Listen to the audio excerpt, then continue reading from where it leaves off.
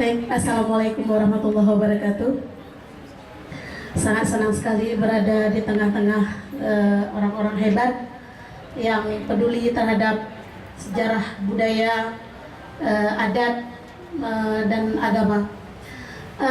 Saya Linda, saya mewakili dari ALIF, Aceh Lemory Foundation, yang sudah mungkin belum banyak berkiprah untuk masalah budaya, tapi karena panggilan jiwa, saya sangat terpanggil untuk bicara soal adat, apalagi bicara soal adat Aceh.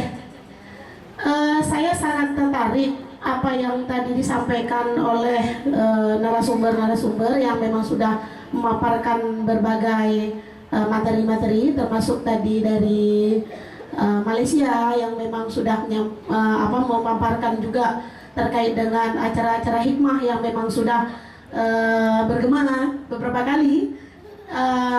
Mungkin kami dari ALIF juga memang mencoba untuk memprogramkan juga terkait dengan adat dan budaya Aceh. Kita memberi nama dengan Maba, mengembalikan adat dan budaya Aceh, yang memang dalam waktu dekat ini akan kita lakukan juga. Mungkin sama halnya dengan seperti ini, karena kami sangat iri sebenarnya, sangat tertarik dengan apa yang dilakukan oleh kawan-kawan seni budaya di Malaysia. Antara Aceh dan Malaysia itu kan sangat erat ya hubungannya, tidak hanya hubungan bilateral negara, tapi juga mungkin hubungan darah yang mungkin kental antara Aceh dengan Malaysia.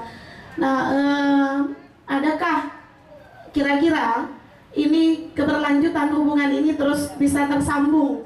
Tidak hanya kegiatan hikmah ini bisa dilakukan sekali saja di Aceh, tapi bisa berkali-kali, mungkin setahun bisa 2, 3, atau 4 kali. Karena saya sebagai putri Aceh begitu rindu dengan ini, begitu rindu, karena saya ingin sekali mempelajari Aceh secara keseluruhan, juga hubungan antara Aceh dan Malaysia. Mungkin dari saya, terima kasih. Assalamualaikum warahmatullahi wabarakatuh. Saya rasa langsung direspon ya, langsung respon aja. Okey, ini yang pertama memang pertanyaan dari Marazi juga kepada pemerintah Aceh ini ya. Adakah mungkin hikmah ini boleh dibuat berkali-kali? Tentunya Pak Razif mungkin boleh merespon sedikit, dan juga mungkin kita minta respon dari kalau ada tempat, saya dapati contohnya kalau kita berhubung dengan contoh dinas pariwisata, museum, tempat-tempat itu bisa dibagi tempat itu gratis.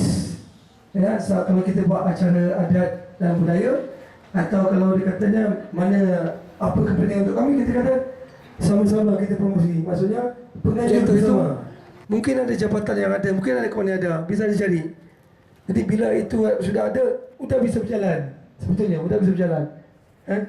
Sebab setengah-setengah acara itu memang mereka tu mencari dana dan biaya. Tapi saya sendiri kurang gemar cara itu, sebab kadang-kadang bila berpersetujuan membuat badan itu, bila ada biaya, bila duit udah banyak, udah jadi masalah. Betul, selalu. Udah jadi rebut jawatan, udah jadi rebut nama, kita nak macam tu. Kita penting tadi ada semangat, dan betul lagi penting keikhlasan, kejujuran. Kita buat bukan kerana nama, ya, bukan kerana nak buat perniagaan atau bagaimana. Orang nak berdagang tak salah, tapi tujuan utama kita itu tadi melestarikan adat dan budaya. Dan bila melestarikan budaya dan adat tu, mesti ada dalam hati tu untuk mengangkat Islam. Bila ada ini kita atur, selebih itu Allah akan bantu. Kita enggak tahu, tiba-tiba ada aja orang tolong, dia jadi sendiri. Saya datang ini acara, sebetulnya saya cakap je, okey begini, lepas tu saya pergi ke jalan. Udah jalan sendiri acara. Orang-orang sudah tahu. Bila bertemu je sudah jadi. Ini tahu bagiannya, ini tahu bagiannya. Begitulah. Jadi kalau untuk buat selalu tu, kami tak boleh janji. Sebab berjalan ke sini tu memula belanja, kan? Tapi kalau dipermudahkan, Allah permudahkan, insya-Allah. Dan yang sebetulnya kami nak adalah supaya orang sini sendiri bisa membawa cara ini dan berkembang lagi. Semua orang bisa buat. Itu yang penting. Enggak perlu dari saya. Saya cuma insya-Allah cuma mencetuskan supaya nampak ini modelnya. Dah bisa jalan kan? Itu teruskan. Okey, Assalamualaikum. Baik, terima kasih. Apa yang disampaikan tadi bahwa bagaimana respon pemerintah Aceh terhadap seni budaya ini, adat dan budaya ini, sebagaimana sama-sama kita ketahui bahwa pemerintah Aceh juga menggalakkan dan melestarikan adat-adat dan budaya ini. Salah satu contoh yang sudah pernah dilakukan juga beberapa kali sudah dilakukan, yaitu Pekan Kebudayaan Aceh itu, yang baru saja beberapa bulan yang lalu sudah pernah dilaksanakan, yaitu menunjukkan pelestarian adat ada di sana. Dan pada Pekan Kebudayaan Aceh itu di semua kegiatan dan event-event yang menyangkut dengan adat, istiadat, semua ditampilkan di anjungan, di berbagai anjungan. Nah, di dalam komplek PKA itu ada anjungan-anjungan itu. Anjungan adalah sarana untuk menampilkan adat istiadat yang dari berbagai tempat. Di sana ada yang mewakili dari Aceh Selatan misalnya, itu ada anjungannya sendiri. Aceh Barat juga punya anjungannya sendiri. Nagan Raya juga punya anjungannya sendiri. Nah, di anjungan-anjungan itulah ditampilkan adat-adat budaya yang ada di daerahnya masing-masing. Nah, dengan ditampilkannya itu, sehingga pemerintah kabupaten kota juga bisa merekrut atau mengangkat kembali melalui mungkin ada perlombaan-perlombaan. Seperti contohnya di sini sekarang kita sudah jarang menemukan itu orang yang pintar berpantun misalnya, berpantun lepas sambut begitu. Nah, pemerintah kota juga berkewajiban untuk merekrut, membuat satu perlombaan menyangkut dengan pantun, menyangkut dengan hikayat. Karena kalau itu tidak pernah dilakukan, maka sedikit demi sedikit akan segera hilang dari dalam masyarakat itu sendiri. Nah, harapan kita untuk pemerintah Aceh juga, mari sama-sama kita mengangkat kembali nilai adat istiadat ini. Juga sekarang sudah ada Lembaga Wali Nanggro. Lembaga Wali Nanggro itu juga merupakan salah satu pemersatu rakyat Aceh dan mengangkat serta melestarikan situs-situs sejarah dan melestarikan kebudayaan itu sendiri. Mungkin untuk ke depan dan hari ini kita harus mempertahankan adat istiadat ini. Jangan istilahnya kalau ini agak bercampur dengan bahasa Aceh, alah kamenan kake asai kana. Itu tidak ada, jangan ada istilah lagi asal ada. Jadi mari kita lakukan secara maksimal dan kita fokus selangkah demi selangkah, step by step kita lakukan untuk pelestarian ini. Dan kami dari pemerintah Aceh siap mendukung dan siap merespon positif dan dukungan sepenuhnya dari kami. Demikian, terima kasih. Terima kasih, Alhamdulillah. Okey, saya ingin sampaikan juga ada yang terlepas pandang tadi, ada Dr. Salma Dr. Salma ini dari Yayasan Besar Salatin. Jadi sebagaimana tadi saudara Muhammad membacakan hikayat Besar Salatin, jadi sekarang ada satu yayasan Besar Salatin yang concern yang untuk membangun kembalilah jejak sejarah tadi itu. Jadi kawasan-kawasan ini telah dipetakan kembali, mapping kembali supaya jejak sejarah Bustan Salatin tidak hilang. Jadi itu yang dibuat oleh Dr. Kamal Arif, seorang arsitek dari Aceh. Banyaklah tempat-tempat yang sedang dibina kembali, termasuk Ibu Salma timnya, dan baru-baru ini mereka mengeluarkan satu buku tentang situs-situs sejarah di Banda Aceh. Baik, mungkin dari pihak negeri jiran kita Malaysia ada mungkin ingin bertanya ataupun memberi pandangan, respon tentang program kita hari ini. Kita persilakan, mungkin kami nak dengarlah sepatah dua kata dari Ustaz Mahidin nih yang Sebelum minta maaf tak dapat sambut di airport masa kesurupan saya sebab kita pun tengah persiapkan di sini. Alhamdulillah sampai ke sini juga. Silakan Ustaz Muhyiddin mungkin menyampaikan berucap di majlis yang mulia ini. Silakan.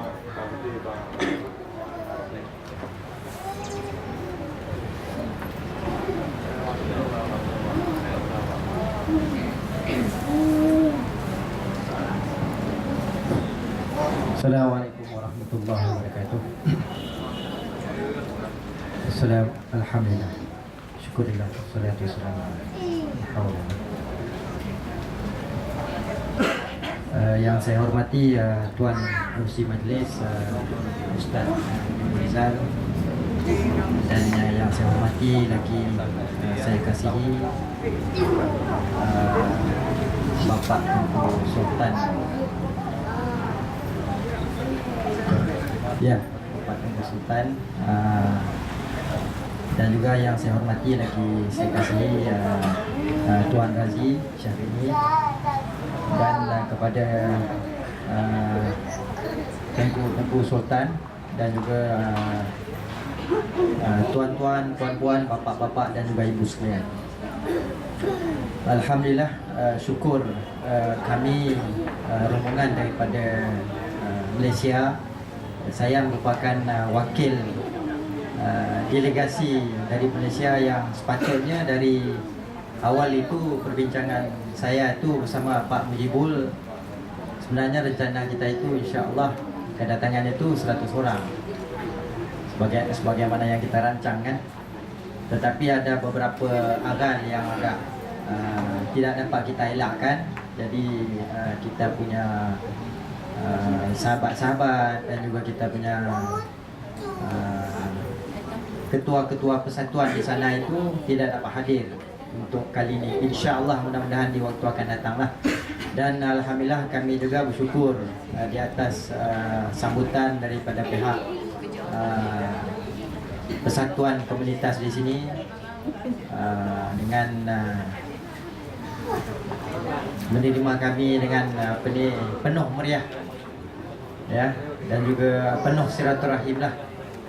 Dan mudah-mudahan majlis yang kita hadir ini, silaturahmi kita itu bukan sekadar untuk majlis budaya ini, dan insyaAllah di masa akan datang kita akan teruskanlah insyaAllah, mudah-mudahan, dan juga majlis hikmah kita akan teruskan juga insyaAllah di masa-masa akan datang. Mungkin bukan di Aceh, mungkin mudah-mudahan Pak Mujibul dan Bapak Sultan kita bisa putar Indonesia insyaAllah, mudah-mudahan lah. Dan berkat usaha Bapak Sultan, Bapak Mujibul dan juga tuan-tuan sekalian, dan juga bapak-bapak dan ibu sekalian. Dan sebenarnya saya bersama dengan hikmah ini masih baru. Maknanya baru, ibaratnya itu baru setahun jagung lah kalau istilah Melayunya itu. Jadi tapi saya itu punya semangat untuk membangunkan bahasa Melayu itu, khusus jati diri Melayu itu, supaya adat dan juga budaya itu tidak pupus, berlandaskan ajaran agama kita yang dibawa oleh junjungan besar Nabi Muhammad SAW. Kerana selain daripada adat yang asalnya itu memang dibawa dulu, sebagaimana yang kita sudah maklum bahawa Nabi Ibrahim sendiri dia telah berkahwin dengan Siti Kanturah, sebagaimana yang kita dalam sejarah, yang merupakan seorang Melayu, dan susul galur orang Melayu itu, dan kebanyakannya asal usulnya dari keturunan Nabi Ibrahim. Jadi di atas saya rasa saya tak lanjutkanlah bicara saya ni, dan ucapan setinggi-tinggi terima kasih dan juga setinggi-tinggi syukur saya kepada Allah Subhanahu Wa Taala, dan khusus terima kasih kepada pihak komunitas pakaian adat dan juga Bapak Sultan dan juga Sultan serta ibu-ibu dan juga bapak-bapak sekalian kerana menyambut kami dalam keadaan meriah. Dan alhamdulillah pada hari ini saya juga dapat hadiah dari Bapak Jeneral tadi, dan terima kasih banyak-banyak juga. Dan itu saja, sekian dari saya. Ampun maaf jika ada kekurangan. Sekian. Assalamualaikum warahmatullahi wabarakatuh. Assalamualaikum warahmatullahi wabarakatuh. Baik, kalau kita berbincang tentang Aceh hari ini, memang ramai orang-orang Malaysia datang ke Aceh dan Aceh menjadi destinasi pelancongan yang paling menarik di Indonesia hari ini. Salah satunya yang menarik ialah banyak betul situs-situs sejarah tamadun Islam karena pernah menjadi pusat tamadun Islam di Asia Tenggara. Kita setelah tengok Samudra Pasai, ya, kemudian sekarang kita berada di Aceh Darussalam. Kita boleh ke makam nanti Syah Kuala, kemudian makam 12 dan banyak tempat situs sejarah lain, masjid-masjid. Juga yang tak ketinggalan situs tsunami. Ada masjid yang selamat, kapal yang selamat, kubah yang selamat. Nah, kita akan cadang, memang akan pergi semua dan terakhir kita shopping-shopping, ya, insyaAllah. Okey, rasanya tak sempurna kalau majlis ini tidak bercakap seorang wanita juga dari Malaysia ni. Kita minta Puan Hajah Lili, ya, bercakap sikit, ya, merespon majlis hari ini. Tolong mikrofonnya. Ya, menjelang akhir, ya. Setelah ini kita akan makan siang bersama. Lepas itu kita akan bincang atur acara kita berikutnya macam mana. Kita persilakan. Bismillahirrahmanirrahim. Assalamualaikum kepada Tengku, Bapak Tengku Zulkarnain, ya. Maafkan kalau saya tidak ni. Dan kepada pengurusi majlisnya, iaitu Bapak Mujibur Mujib, yang mana saya telah jumpa di Hikmah 3, di Melaka, dan pencetus Hikmah 2 di Melaka, dan kepada Encik Razi, iaitu Bapak Razi lah, Bapak Razi, yang mana pencetus hikmah di Malaysia sebenarnya. Maka dan kepada hadirin yang datang, jemaah yang datang, maka saya mengucapkan Assalamualaikum dan terima kasih banyak-banyak sebab menerima delegasi kami daripada Malaysia. Okey. Dan memang hubungan Aceh dengan Malaysia ni memang terlalu rapat.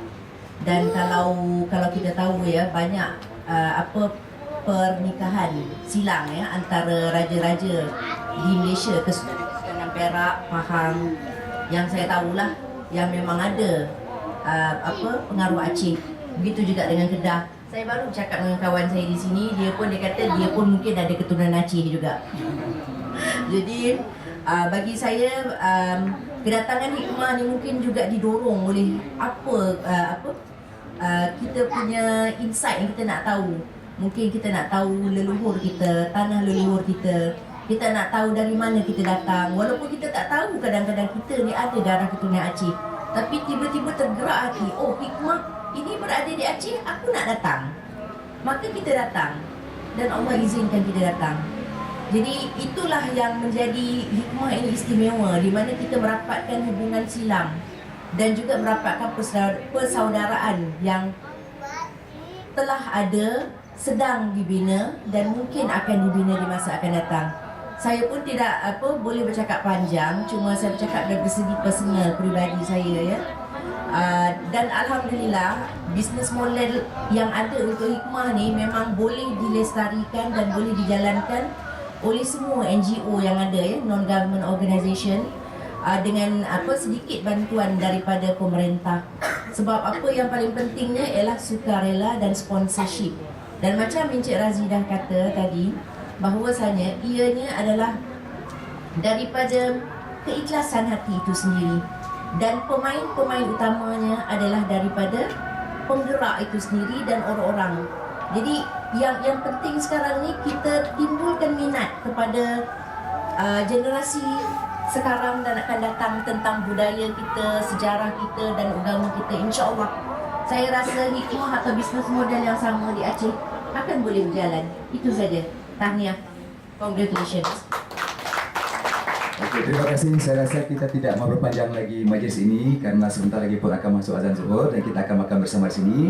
Namun sebelum akhir majlis ini, mungkin kita minta ucapan akhir lah, harapan dari Tuan Razi dan juga dari Tengku Zulkarnain sempena akhir majlis yang mulai hari ini. Kita ucapan sedikit lagi sebelum bertutup. Assalamualaikum warahmatullahi wabarakatuh. Seperti disebut tadi bila saya cerita pasal perjalanan hikmah tu, saya tak sangka akan buat majlis di sini. Ya. Sebetulnya macam saya sebut tadi, kita beli tiket dalam bulan-bulan dulu, tiket diskaun 4 orang RM288 pergi balik. Saya, isteri, anak kan. Sebab niat saya nak bawa anak kecil itu belum menjejak makam Sultan Malikus Saleh. Tadi kalau perasan tadi, di grafik tu saya dah tunjuk peta di Aceh tanda makam Sultan Malikus Saleh dan Kedah Pulau Pinang. Sebetulnya saya nak menunjukkan betapa bahagian pantai barat utara Semenanjung tu ke Perak sampai Selangor sepanjang-panjang tu menghadap ke Aceh. Jadi memang mesti ada hubungan itu. Sebetulnya saya nak menjawab bila saya letak peta tu, di Pulau Pinang itu mesti ada penduduk awal keturunan Aceh, mesti ada sebab betul-betul menghadap. Jadi bila saya jadi acara hikmah ni, bila dipromosi di Facebook macam sini, tajuk yang diberi oleh orang sini ya silaturahim itu. Tapi bila saya letak di Facebook, saya tulis begini: Hikmah Aceh kembali ke makam Nenda. Kenapa kembali ke makam Nenda? Secara peribadinya saya bawa anak saya tu, kami memang ada darah keturunan Malikus Saleh, jadi kembali ke makam itu. Dan mungkin kawan-kawan sini pun ada yang seperti kata tadi, ada rasa ada darah Aceh. Mungkin ada antara makam-makam ni ada mungkin leluhur, ada terkait, ya. Dan mungkin juga yang kita minta, sebetulnya yang kita minta kembali ke makam Nenda tu bukan sekadar silaturahim, tapi Aceh ini sebenarnya Mekah. Yang datang ni, ramai yang datang ni, kalau keturunan luarnya daripada keturunan Nabi Muhammad SAW ni, pembawa dakwah, pembawa syiar. Ramai yang bertaraf wali. Seperti disebut dalam Hikayat Raja Pasar itu, akan muncul lebih dalam besar negara. Islamkanlah penduduk di sana, kerana di situ akan muncul ramai wali. Itu cerita Sultan Malikus Saleh, bagaimana ditabal dengan mandat daripada Mekah. Jadi yang kita minta selain daripada kembali ke makam Nenda ni, menziarahi makam adalah InsyaAllah ya Allah Tuanku, mungkin dengan asbab kami menjejak tanah berkah ini, dihilangkan segala sifat-sifat mazmumah kami, ya, didatangkan sifat-sifat mahmudah, dan lalu dinaikkan pribadi kita, sil kita, kebatinan kita, rohani kita, supaya mencapai makam kerohanian Nenda kita tu, makam kewalian, makam kedekatan kepada Allah Taala. Itu yang kita minta, itu harapan kami sebenarnya. Assalamualaikum warahmatullahi wabarakatuh.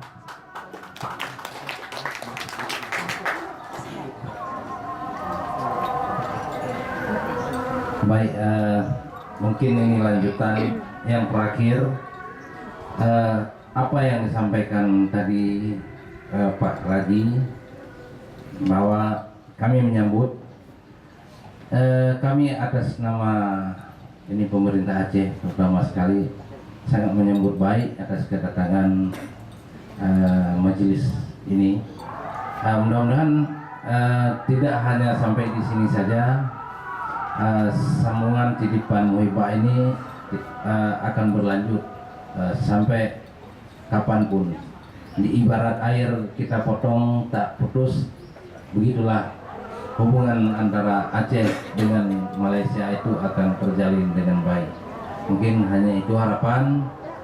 Terima kasih. Assalamualaikum warahmatullahi wabarakatuh. Baik, terima kasih di atas ucapan dari Tuan Razi dan juga Tuan Raja Zulkarnain. Dan saya ingin sampaikan, ada tak adakah hubungan Aceh dengan Malaysia? Kalau di Kedah, ya, ada kampung Aceh Dian, ya. Di Aceh ada kampung Kedah. Nanti kita boleh pergi kampung Kedah di Aceh, dekat saja dengan hotel kita, tak jauh, ya. Jadi ini juga satu gambaran sebenarnya hubungan sejarah antara Aceh dengan Malaysia tidak terpisah. Dan dari 33 negeri yang ada di Indonesia, yang menggunakan darul hanya satu, yaitu Aceh Darussalam. Yang lain tidak menggunakan darul. Jadi menunjukkan ada Selangor Darul Ihsan, ya, Darul Ta'zim sebagainya. Sebenarnya hubungan itu sudah lama terjalin antara Aceh dan Malaysia. Dan alhamdulillah di hari ini kita berada di rumah Aceh Istana Dar Dunia, yang dari sinilah mentadbir Nusantara dulu, mengirimkan delegasi-delegasi dakwah ke seluruh Nusantara. Dan dari Aceh lah berkibar tulisan Jawi sejak Samudra Pasai, ya. Kemudian kitab-kitab Jawi banyak tersebar ke seluruh kajian Nusantara, sampai ke Demak, sampai ke Fak-Fak. Bahkan baru-baru ini ada seorang ustaz Fak-Fak, ya, Papua, ya. Papua itu mengatakan bahwa mereka Islam karena ulama-ulama dari Aceh dulu. Dan kalau tuan-tuan dan puan-puan pernah pergi ke Jawa, ada Wali Songo, 9 Wali Songo itu, 6 daripada Wali Songo itu adalah keturunan Aceh. Dan banyak lagi hubungan sejarah antara Aceh dengan Malaysia yang kalau kita katakan sebenarnya cukup kuat. Dan mudah-mudahan pertemuan kita hari ini Allah redai, dan mudah-mudahan pertemuan kita hari ini memberikan kekuatan antara dua bangsa sebenarnya, Indonesia dan Malaysia, khususnya Melayu, untuk dikuatkan kembali sebagai pencetus kebangkitan Islam di akhir zaman. Dan yakinlah bahawa yang akan merebut Palestin nanti, ya, itu adalah orang Melayu. InsyaAllah. Allahu Akbar. Allahu Akbar.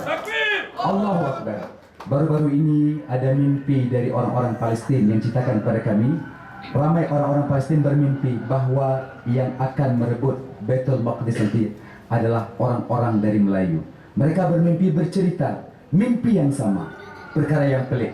Tapi benarlah bahawa kejayaan barat timur dan timur ini merupakan timur dari Melayu. Dan sebenarnya tempatnya janjikan yaitu kawasan Melayu, bangsanya bangsa Melayu.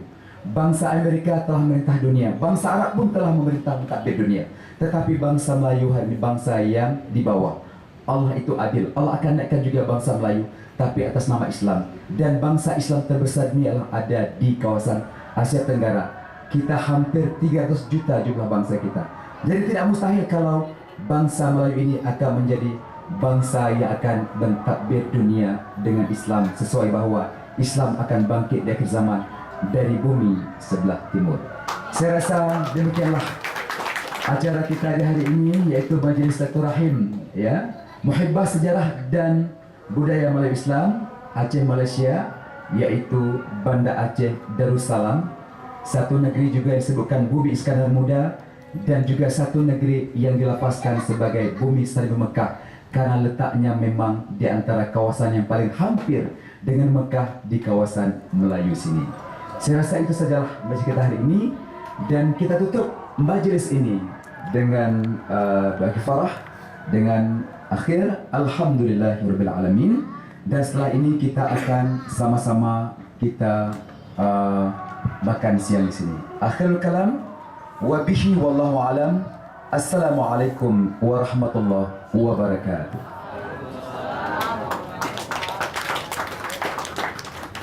Ada panitia ya.